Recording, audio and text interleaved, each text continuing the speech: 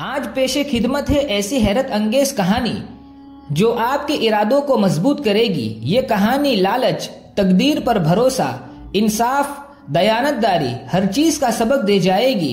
कहानी का आगाज कुछ इस तरह से करते हैं। ये वो दौर था जब सल्तनत उस्मानिया अपने उरूज पर हुआ करती थी। इस्लामी तारीख में उस्मानिया सल्तनत एक बहुत अजीम मकाम रखती है। उस वक्त दौर खिलाफत के खलीफा सुल्तान मोहम्मद दोम का दौर चल रहा था। तारीख ने इन्हें फातिह के लक़ब से नवाजा। इन्होंने 1453 में इस्तांबुल को फतह किया और अपनी हुक्मरानी में इंसाफ और तरक्की के निज़ाम को कायम किया। कदीम जमानों के खलीफाओं की आदत हुआ करती थी कि वो रात में अपना भेष बदल कर अपनी रियाया के हाल अहवाल जानने के लिए बस्ती में गश्त किया करते थे। एक दिन जब खलीफा का वजीर, जिनका नाम महमूद पाशा था, आपकी खिदमत में हाजिर हुए तो खलीफा को परेशान और रंजीदा पाया। वजीर ने खलीफा को दोबारा सलाम किया मगर खलीफा ने सर उठाकर भी न देखा। वजीर पाशा ने फिर से सलाम किया और पूछा कि क्या बात है, खलीफा इस कदर खामोश और रंजीदा क्यों है। खलीफा ने जवाब दिया कि कभी कभी मेरी ऐसी ही हालत हो जाती है, किसी से मेरा बात तक करने को जी नहीं चाहता। अब तुम आ गए हो तो कोई अच्छी बात करो। महमूद ने कहा, आज आपके शहर में गश्त करने का दिन है, अगर मुनासिब समझे तो लिबास तब्दील करके शहर में चले, इस तरह आपका दिल भी बहल जाएगा। खलीफा तैयार हो गए। दोनों ने अपना लिबास तब्दील किया और भेष बदल कर महल के खुफिया दरवाजे से निकलकर शहर की तरफ चल पड़े। रास्ते में चलते चलते एक जगह देखा कि एक नाबीना अंधा फकीर खड़ा है। ये दोनों उसकी तरफ मुड़े। फकीर ने आहट सुनकर सदा लगाई, अल्लाह के नाम पर इस फकीर को कुछ खैरात दे दो। खलीफा ने एक अशरफी निकालकर फकीर के हाथ में रख दी और चलने लगे। फकीर ने खलीफा का दामन पकड़ लिया और बोला, जिस तरह आपने अल्लाह के नाम पर मुझे ये दिया है, इसी तरह के थप्पड़ मेरे मुंह पर लगा दीजिए। खलीफा ये अजीब सवाल सुनकर बड़े हैरान हुए और उसे एक नाबीना परेशान हाल फकीर की बदहाली समझकर आगे बढ़ने लगे। लेकिन फकीर ने खलीफा का दामन न छोड़ा और इसरार करने लगा कि मेरे मुंह पर एक चाटा मारिए और अगर ये मंजूर ना हो तो मुझे आपकी अशरफी कबूल नहीं, इसे वापस ले लीजिए। खलीफा ने उसके बार बार इसरार करने पर मजबूर होकर उसके मुंह पर हल्के से एक चाटा मार दिया। कुछ दूर जाने पर खलीफा को ख्याल आया कि फकीर ने जो ये हरकत की तो जरूर उसमें वो कोई राज छुपाए हुए है। खलीफा जो खुद पहले से ही रंजीदा था, अब उन्हें जुस्तजू हुई कि ये मालूम करना चाहिए कि इस फकीर ने मुझसे ये इसरार क्यों किया। उन्होंने वजीर से कहा कि वो इस फकीर को जाकर बता दे कि उसको एक अशरफी खलीफा ने दी है और उनका हुक्म है कि कल दोपहर को वो उनके दरबार में हाजिर हो। वजीर पाशा ने खलीफा के हुक्म की तामील की और फिर दोनों आगे बढ़ गए। अभी कुछ ही फासला तय किया था कि उन्होंने देखा एक नौजवान एक घोड़ी पर सवार है और उस घोड़ी को बड़ी बेरहमी से मार रहा है। खलीफा को ये बहुत नागवार गुजरा और उन्होंने वजीर से कहा कि इस नौजवान के पास जाओ और इसको बताओ कि हम कौन हैं और कहो कि वो कल दोपहर हमारे दरबार में हाजिर हो। वजीर ने खलीफा के हुक्म के मुताबिक नौजवान को रोक कर हिदायत दी कि इसे मारना बंद करे और कल दोपहर दरबार में हाजिर हो, ये खलीफा का हुक्म है। अब खलीफा और वजीर पाशा आगे बढ़े तो उन्हें शहर के किनारे पर एक बड़ा आलीशान मकान नजर आया। खलीफा ने वजीर से कहा, मालूम होता है कि ये मकान हमारे किसी अफसर का है, जाओ जरा मालूम तो करो ये अफसर कौन है, किसका मकान है और उसका बर्ताव अपने पड़ोसियों और इस इलाके के लोगों के साथ कैसा है। वजीर ने मकान के पास जाकर मालूमात की। उन्हें बताया गया कि आलीशान मकान एक शख्स का है जिसका नाम हमीद है। हमीद एक बहुत गरीब आदमी था जिसकी जिंदगी मुश्किल से गुजर बसर होती थी। फिर एकदम उसके पास बहुत दौलत जमा हो गई। अब ये बहुत बड़ा ताजिर और कारखाने का मालिक है। क्योंकि ये पहले जंगल से लकड़ियां काट कर बाजार में फरोख्त करके अपना गुजर बसर करता था, लेकिन अब लकड़ियों के इसने कारखाने बना रखे हैं, इसलिए लोग उसे अमीर अशजर कहते हैं, यानी जो दरख्तों और लकड़ियों का कारोबार करे। अपने पड़ोसियों और मोहल्ले के लोगों के साथ उसका बर्ताव बहुत अच्छा है। वजीर ने वापस आकर खलीफा को ये सारी बातें बताई। खलीफा ने सुनकर कहा कि इसका हाल भी मालूम होना चाहिए कि इसके पास इतनी ढेर सारी दौलत कहाँ से आई।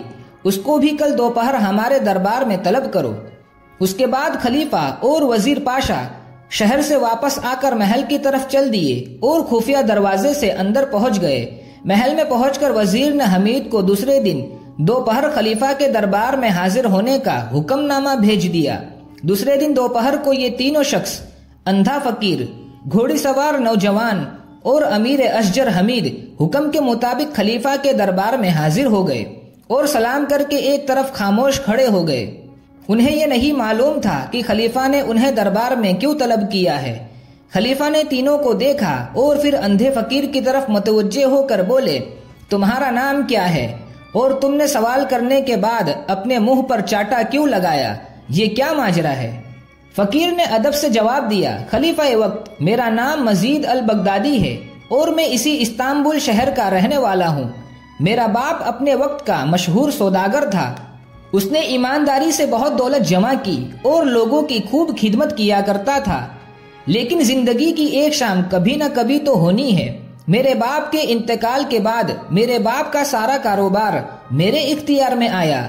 मेरे बाप ने बहुत मालो दौलत छोड़ी थी, लेकिन मैं चूंकि पहले से ही लालच और गलत सोहबत में गिरफ्तार था, इसलिए जो भी मेरे बाप ने छोड़ा था वो सब कुछ मैंने फिजूल खर्ची में बहुत जल्दी उड़ा दिया और तंगदस्त हो गया। घर के हालात बिगड़ने लगे। फिर मेरी बीवी ने मुझे समझाया और मैंने उसके कहने पर 2 ऊँट खरीद कर सामान एक जगह से दूसरी जगह पहुंचाने का काम शुरू कर दिया। अल्लाह ने इस काम में बेपनाह बरकत दी। रफ्ता रफ्ता मेरे हालात बेहतर होते चले गए और मैं खुशहाल हो गया। अब मेरे पास 80 के करीब ऊँट थे और मैं बहुत तरक्की करता चला जा रहा था। एक दिन मैं एक सौदागर का माल बसरा की बंदरगाह पर पहुंचाकर इस्तांबुल वापस आ रहा था कि रास्ते में एक जगह आराम करने के लिए बैठ गया। ऊँटों को भी एक जगह चरने के लिए छोड़ दिया। अभी कुछ देर गुजरी होगी कि एक दुर्वेश राह चलता आया और मेरे पास बैठ गया। सलाम दुआ के बाद हम आपस में बातें करने लगे। एक दूसरे से अच्छी जान पहचान हुई। फिर हमने साथ खाना खाया। इस दौरान में उस दुर्वेश ने मुझसे कहा कि इस जगह के करीब जो पहाड़ी है उसमें इतना बड़ा खजाना है कि अगर तुम उसे अपने सारे ऊँटों पर ला दो तो भी कम ना हो। ये सुनकर मुझे लालच आ गया और मैंने कहा, ये खजाना मुझे दिखाइए। दरवेश ने कहा कि मैं इस शर्त पर तुम्हें ये खजाना दिखा सकता हूँ कि तुम अपने आधे ऊँट मुझे दे दो। मैंने दिल में सोचा कि अपने 80 ऊँटों में से 40 ऊँट इसको दे दूं तो भी 40 ऊँट मेरे पास बचेंगे। खजाने से भरे ये 40 ऊँट भी मेरी कई पुश्तों के लिए काफी होंगे। इतना बड़ा खजाना 40 ऊँटों के बदले मिल रहा है, ये सौदा बुरा नहीं। ये सोचकर मैंने दरवेश से कहा कि मुझे उसकी ये शर्त कबूल है। इस पर दरवेश ने मुझसे कहा कि मैं ऊँटों को लेकर उसके पीछे पीछे चलूं। हम थोड़ी दूर चले होंगे, एक पहाड़ी में एक गार नजर आई। गार का रास्ता चूंकि बहुत तंग था, जिससे एक वक्त में सिर्फ एक ही शख्स गुजर सकता था, इसलिए मैंने ऊँटों को एक कतार में किया और दरवेश के पीछे पीछे उस गार में दाखिल हुआ। कुछ दूर चलने के बाद दरवेश रुक गया और कहने लगा, हम खजाने तक पहुंच चुके हैं, ऊँटों को यहीं बिठा दो। मैंने उसके कहने पर ऊँटों को बिठा दिया। फिर वो मुझे लेकर आगे चला। कुछ कदम चलकर उसने लकड़ियां जमा करके आग जलाई और आग पर कोई खुशबूदार चीज छिड़क कर कुछ पड़ने लगा, जिसे मैं समझ ना सका। चंद लम्हों बाद अचानक जमीन हिलने लगी और एक जगह से जमीन फट गई। जिस जगह ये जमीन फटी वहां एक आलीशान दरवाजा नजर आया। दरवेश ने मुझे इशारा किया कि जाओ। फिर हम दोनों उस दरवाजे के अंदर दाखिल हो गए। जब मैं अंदर गया तो मेरी आंखें फटी की फटी रह गई थी। हर तरफ कीमती हीरे जवाहिरात और अशरफियों के अंबार लगे थे। मैं उसको देखते ही लालचियों की तरह झपटा और ये कीमती जवाहिरात अपने ऊँटों पर लादना शुरू कर दिया। जब सभी ऊँटों पर मैंने जवाहिरात लाद दिए और हम वापस जाने के लिए दरवाजे से निकलने लगे तो दरवेश ने चांदी की एक रोशन डिब्बी एक संदूक से निकाली और अपनी जेब में रख ली। उसके बाद उसने फिर कुछ पढ़ना शुरू किया, जिसको मैं समझ ना सका। हम अभी दरवाजे से निकले ही थे कि जमीन में दोबारा हरकत हुई और फिर खजाने का वो दरवाजा खुद ब खुद बंद हो गया। हम फिर उसी गार में पहुंच गए जहां से गुजर कर आए थे। गार से निकलकर दरवेश अपने शर्त के मुताबिक 40 ऊंट लेकर एक तरफ को चला और मैं अपने बाकी 40 ऊंट लेकर इस्तांबुल की तरफ रवाना हुआ। मैं अभी चंद कदम ही चला होगा कि मेरे दिल में अचानक ख्याल आया कि बिला वजह मैंने 40 ऊंट दरवेश को दे दिए। अगर ये भी मेरे पास होते तो कितना बड़ा खजाना मेरे पास होता। मैंने तो ये सोचा ही नहीं कि दरवेश की बदौलत मुझे मुफ्त में इतना बड़ा माल मिल गया और अपने 40 ऊंट हाथ से निकल जाने का अफसोस करने लगा। फिर मुझसे सब्र ना हो सका और मैं दौड़कर दरवेश के पास गया और उससे कहने लगा, हजरत आप तो दरवेश है, इतने सारे ऊँटों और इतनी मालो दौलत की देखभाल नहीं कर सकोगे। बेहतर होगा कि 10 ऊँट उनमें से आप मुझे वापस कर दीजिए। मेरी ये बात सुनकर दरवेश ने कुछ कहे बगैर ही उनमें से 10 ऊँट मुझे वापस कर दिए और 30 ऊँट लेकर वहां से चल दिए। मैं 10 ऊँट लेकर वापस जाने लगा तो फिर मुझे ख्याल आया कि मैंने बड़ी बेवकूफ़ी की, कुछ और ऊँट वापस मांग लेता।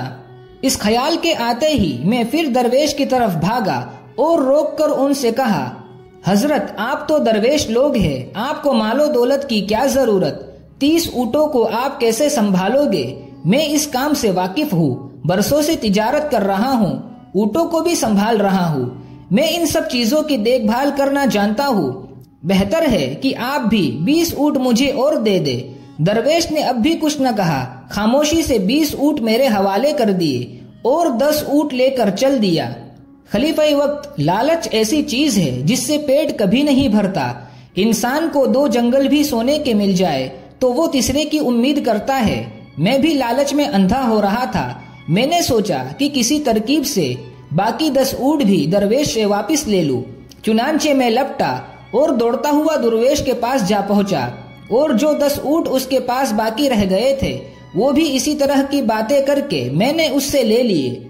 ऊँट लेकर अभी मैं वापस हो ही रहा था कि मुझे चांदी के उस रोशन डिब्बी का ख्याल आया जो दरवेश ने मेरे सामने अपनी जेब में रखी थी। मैं सोचने लगा कि उस डिब्बी में जरूर कोई ऐसी कीमती चीज है कि दरवेश ने जवाहिरात से भरे 40 ऊँट कुछ कहे बगैर ही मुझे वापस दे दिए। इसलिए जैसे भी हो वो चीज भी मुझे हासिल करनी चाहिए। मैंने दरवेश से चिकनी चुपड़ी बातें करके और उसकी खूब तारीफ करके उससे इल्तिजा की कि वो डब्बी भी मुझे दे दे, मगर दरवेश ने साफ इनकार कर दिया। उसके इनकार करने से मुझे और भी यकीन हो गया कि उसमें जरूर इन जवाहिरात से भी बढ़कर कोई कीमती चीज है। अफसोस, लालच ने मेरी आंखों पर पर्दा डाल दिया था और बदकिस्मती मेरे दरवाजे पर दस्तक दे रही थी जिससे मैं अनजान था। शायद दर दर की ठोकरें खाना और भीख मांगना ही मेरी किस्मत में लिखा था कि मैंने हीरे जवाहिरात से भरे 80 ऊँटों की परवाह न की और उस डब्बी को हासिल करने के लालच में दीवाना हो गया। मैंने दरवेश को धमकी दी कि अगर उसने ये मेरे हवाले न की तो मैं जबरदस्ती उससे छीन लूंगा। दरवेश ने जब ये देखा कि मैं ये डब्बी लिए बगैर वापस नहीं जाऊंगा तो उसने वो चीज जेब से निकाल कर मेरे हवाले कर दी और एक तरफ चल दिया। मैंने उसे रोका और कहा कि तुमने चांदी की ये डब्बी तो मुझे दे दी, लेकिन इसमें है क्या, ये तो बताते जाओ। दरवेश ने जवाब दिया कि इसमें एक अजीब किस्म का सुरमा है। अगर इस सुरमे को दाई आंख में लगाओ तो जमीन के दफन सारी दुनिया के खजाने नजर आ जाते हैं। मैं ये सुनकर बहुत खुश हुआ और मैंने दरवेश से कहा कि वो ये सुरमा मेरी दाई आंख में लगा दे। पहले तो दरवेश ने इनकार किया, फिर जब मैंने इसरार किया तो उसने डिब्बिया में से सुरमा दानी निकाल कर एक सिलाई से जो उसी सुरमा दानी के साथ रखी थी सुरमा मेरी दाई आंख में लगा दिया। सुरमा लगाते ही मुझे जमीन के पोशीदा खजाने नजर आने लगे। मैंने सोचा कि एक आंख में सुरमा लगाने की तो ये तासीर है, अगर दोनों आंखों में ये सुरमा लगा दिया जाए तो और न जाने क्या क्या पोशीदा और छुपी हुई चीजें नजर आने लगेगी। चुनांचे मैंने दरवेश से कहा कि वो मेरी बाई आंख में भी ये सुरमा लगा दे। मेरी ये बात सुनकर वो बोला कि मैं ऐसा नहीं करूंगा, इस सुरमे की तासीर उल्टी है। अगर बाई आंख में तुमने ये सुरमा लगवाया तो नुकसान उठाओगे, अंधे हो जाओगे। मैंने सोचा कि दरवेश झूठ बोलता है, भला एक चीज एक ही वक्त पर फायदा और नुकसान कैसे दे सकती है। उसमें जरूर कोई बड़ा फायदा है जो ये दरवेश मेरी दूसरी आंख में सुरमा नहीं लगाने दे रहा। मैंने दरवेश से कई बार इसरार किया कि वो मेरी बाई आंख में भी ये सुरमा लगा दे। दरवेश इनकार करता रहा और मैं इसरार करता रहा। आखिरकार मैंने तंग आकर कहा, अगर तुमने मेरी बाई आंख में सुरमा लगाने से इनकार किया तो मैं तुम्हें जान से मार दूंगा। ये कहकर मैं उसकी तरफ बढ़ा तो वो कहने लगा, अच्छा ठीक है, अगर तुम इस कदर जिद करते हो तो मैं तुम्हारी बाई आंख में भी ये सुरमा लगा देता हूँ, मगर इसका गुनाह मुझ पर न होगा। तुम्हें जो नुकसान पहुंचेगा उसके जिम्मेदार तुम खुद होगे। मैंने कहा, हाँ तुम सुरमा लगा दो। दरवेश ने सलाई लेकर मेरी बाई आंख में सुरमा लगा दिया। अब जो ही सुरमा लगने के बाद सिलाई मेरी आंख से बाहर निकली, मेरी दुनिया ही तारीक हो गई। मुझे कुछ भी दिखाई देना बंद हो गया और मैं वाकई अंधा हो गया। मैं चीखने चिल्लाने लगा और दरवेश को पुकार पुकार कर कहने लगा कि ये तुम सारे ऊंट और सारा खजाना और ये सुरमा सब कुछ ले लो, बस मेरी आंखें, मेरी बिनाई मुझे लौटा दो। दरवेश ने जवाब दिया, ए लालची इंसान, अफसोस कि तूने मेरी बात न मानी और इस कदर लालच किया। अब जो मुसीबत तुझ पर आई उसका कोई इलाज नहीं। तेरे लालच ने तुझे अंधा किया। अब सारी जिंदगी इस लालच की सजा भुगतता रह। दरवेश ये कहकर और ऊँटों को साथ लेकर वहां से चल दिया और मैं वही रोता पीटता और चिल्लाता रह गया। उससे मैंने गिड़गिड़ाकर फरियाद की कि वो इतनी मेहरबानी तो करे कि मुझे मेरे रास्ते पर लगा दे ताकि किसी आने जाने वाले काफिले के साथ मैं अपने घर पहुंच जाऊं। मगर उसने मेरी एक ना सुनी और वो वहां से चल दिया।